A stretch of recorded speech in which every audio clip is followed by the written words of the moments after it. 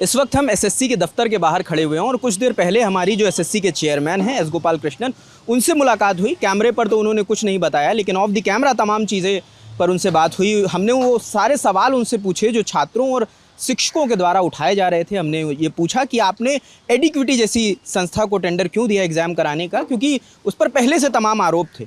इसका जवाब उन्होंने ये दिया कि टेंडर देने का काम हमारा नहीं है, टेंडर की अपनी प्रक्रिया है और उसके लिए तमाम वेरिफिकेशन होते हैं। एडिक्विटी उन तमाम वेरिफिकेशन को पास करने के बाद उसे टेंडर दिया गया है, उसके बाद ही ये सारा प्रोसेस हुआ है। तो हमने ये भी पूछा कि एडिक्विटी एग्ज़ाम करा रही है, उससे जुड़े तमाम शिकायतें आ रही हैं। स्टूडेंट्स का कहना है कि वेरिफिकेशन टाइम से नहीं हो पा रहा है, एग्ज़ाम लेट शुरू हो रहा है, सर्वर हैंग कर रहा है, माउस नहीं काम कर रहा है। तो उन्होंने कहा कि हमें सारी जानकारियाँ हमें मिल रही हैं और उन्हें रिजॉल्व करने के लिए सारा काम कर रहे हैं। और उन्होंने ये भी बताया कि इसी दफ्तर में एडिक्विटी के सारे एम्प्लॉयज़ यहीं पर बैठ रहे हैं, यहीं से सारी मॉनिटरिंग हो रही है, यहीं पर कंट्रोल रूम बनाया है जहां से हर सेंटर पर निगरानी रखी जाती है और जो भी इश्यूज़ आ रहे हैं उन्हें यहीं से रिजॉल्व किया जा रहा है। उनका ये भी कहना है कि एसएससी के सारे अधिकारी एडिक्विटी के अधिकारियों के टच में हैं और दोनों लोग साथ में काम कर रहे हैं। जो भी दिक्कतें सामने आ रही हैं, जो भी स्टूडेंट्स की तरफ से क्वेरीज आ रही हैं, हम उन्हें रिजॉल्व करने का काम कर रहे हैं। हमने उनसे ये भी कहा कि स्टूडेंट का ये भी आरोप है कि सेंटर बहुत दूर पड़ रहे हैं। तो उनका कहना है कि एडिक्विटी अभी इस मामले में नहीं है, क्योंकि ये पहला एसएससी का एग्ज़ाम है जो वो कंडक्ट करा रही है। धीरे धीरे दिक्कतें रिजॉल्व होंगी और जो शिकायतें उनके पास आ रही हैं उन्हें रिजॉल्व करने का वो काम कर रहे हैं। उन्होंने ये भी बताया कि जिन सेंटर्स में दिक्कतें हुई हैं, जहाँ पे सुपरवाइज़र्स फ़ोन लेकर नज़र आए हैं, उन पर कार्रवाई हुई है। तमाम सेंटर्स के सुपरवाइज़र्स पर एफआईआर हुई है और एडिक्विटी पर भी वो पेनाल्टी लगाने की बात कर रहे हैं। वो कह रहे हैं एक बार एग्ज़ाम पूरा हो जाए, ये पूरी प्रक्रिया हो जाए जो 24 तारीख से 1 तारीख तक होना है, जो एसएससी सिलेक्शन ग्रेड एग्ज़ाम है, वो एक बार पूरी हो जाए, फिर पूरी प्रक्रिया का वो एनालिसिस करेंगे और वो जनता के लिए एक प्रेस रिलीज़ जारी करेंगे कि जो जो खामियां आई हैं उन्हें वो कैसे एड्रेस कर रहे हैं और किन किन खामियों पे उन्होंने काम किया है और क्या उसका रिज़ल्ट मिला है। हमने जो भी हमारे मन में सवाल थे या जो भी हम शिक्षकों से मिल रहे थे या स्टूडेंट से मिल रहे थे, उन तमाम सवालों को उनसे पूछने की कोशिश करी है। उनका यही कहना है कि हमारा मेल बच्चों के पास है, शिक्षकों के पास है, हमें मेल करिए। हमारे पास हमारी टीम है जो सारे मेल्स को सुपरवाइज़ कर रही है, उस पर काम कर रही है और वो जो भी परेशानियां सामने आ रही हैं उन्हें रिजॉल्व करने की हर मुमकिन कोशिश कर रही है।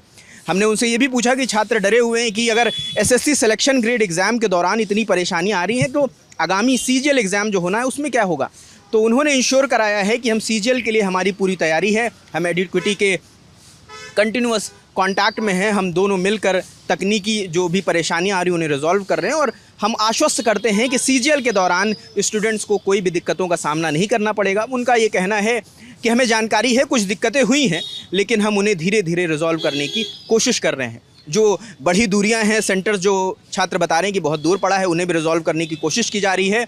वो कहते हैं कि सीजीएल के दौरान तक हम कुछ उस पर काम मुकम्मल कर लेंगे और आगे से ऐसी कोई दिक्कत स्टूडेंट्स को नहीं सामना करना पड़ेगा जिसमें उनका वो होम टाउन लखनऊ है और सेंटर जा रहा है दिल्ली, ऐसी दिक्कतों का सामना ना करना पड़े। एक ब्लाइंड स्टूडेंट से भी हमारी बात हुई थी, उस पर भी हमने वीडियो बनाया था कि जम्मू कश्मीर का स्टूडेंट है और उसका सेंटर दिल्ली आता है। हमने वो भी बात उनसे कही तो उन्होंने कहा है कि उसका डॉक्यूमेंट हमें दे दीजिए, हम उसे वेरीफाई करेंगे और इंश्योर करेंगे कि आगे से किसी भी ब्लाइंड या जो फिज़िकली या मेंटली परेशानियों से जूझ रहे हैं बच्चे, उनके साथ कोई अन्याय ना हो, उन्हें उनका जो प्रेफरेंस है वही सेंटर उन्हें अलॉट किया जाए। तो जो दिक्कतें हमने ज़मीन पे देखी, हमने उन सवालों को चेयरमैन से पूछने की कोशिश की है।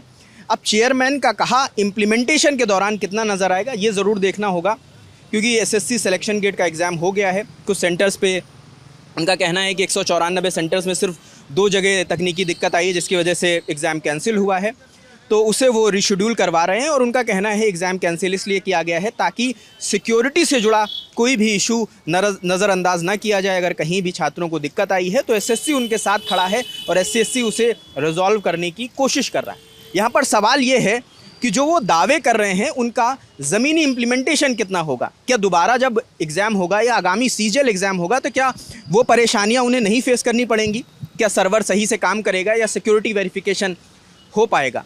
तो ये ज़रूर देखना होगा। अभी सीजीएल के एग्ज़ाम तक हमें इंतज़ार करना होगा कि वहाँ पर ऐसी कोई दिक्कत तो नहीं आती, एग्ज़ाम सही से हो जाए। तो हम यही कोशिश में लगे हैं कि और भी जितने कंसर्न लोग हैं उनसे हम बात कर सकें और आपके जो सवाल हैं, जो स्टूडेंट्स लगातार पूछ रहे हैं, उन्हें कंसर्न अधिकारियों से पूछें और जो कंसर्न अधिकारियों का जवाब है वो अपने स्टूडेंट तक पहुँचाएँ।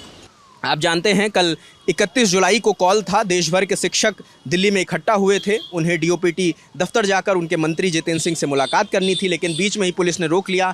उन्हें खदेड़ते हुए कई लोगों को डिटेन किया गया। जो बचे वो जंतर मंतर जाकर प्रोटेस्ट करने लगे, लेकिन शाम 5 बजते ही सुप्रीम कोर्ट की गाइडलाइन का हवाला देते हुए उन्हें वहाँ से भी हटाया गया और वो वहाँ से शांतिपूर्ण तरीके से चले गए, इस वादे के साथ कि प्रशासन उन्हें 2 दिन बाद जितेंद्र सिंह से मुलाकात करवाएगा और जो छात्र और शिक्षकों की परेशानियां हैं उन्हें वो उन तक पहुंचाने की कोशिश करेगा। तो ये अभी लबोलुआब है, क्योंकि हम छात्रों से मिल रहे थे, हम शिक्षकों से मिल रहे थे, लेकिन अधिकारियों से हमारी मुलाकात नहीं हो पा रही थी। तो आज हमारी कोशिश थी कि चेयरमैन से हम बात करें और उन तमाम सवालों के जवाब आप तक लेकर आएँ।